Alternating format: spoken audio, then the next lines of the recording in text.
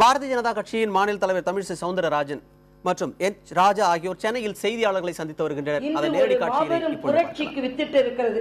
அதனால்தான் சில கருத்து கணிப்புகள் வருகிறது.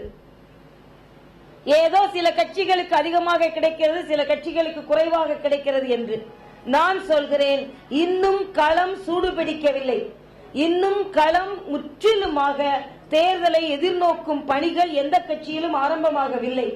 அது மட்டுமல்ல, பாரதிய ஜனதா கட்சிக்கு அடிநாதத்தில் மக்களிடம் ஆதரவு இருக்கிறது.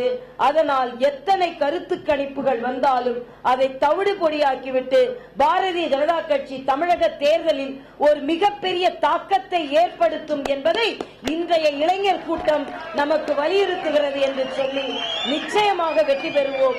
பாரதிய ஜனதா கட்சி தான். ஏனென்றால் தமிழகத்தில் தூக்கி வீசப்பட வேண்டியது ஊழல்.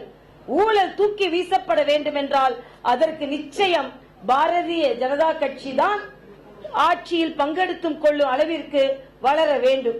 ஏனென்றால் இன்று காங்கிரஸ் திமுக கூட்டணி மக்களால் ஒதுக்கப்பட்ட கூட்டணி.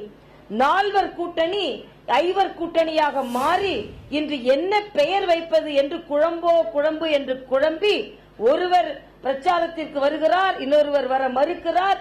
ஒருவர் முதலமைச்சர் என்று அறிவித்துக் கொள்கிறார், ஒருவர் துணை முதலமைச்சர் என்று அறிவித்துக் கொள்கிறார்கள், ஒருவர் ஒளிந்து கொள்கிறார், ஒருவர் கோபப்படுகிறார். ஆக என்ன நடக்கிறதே என்றே தெரியவில்லை. ஆளும் கட்சி மீது நிச்சயமாக அதிருப்தி இருக்கிறது.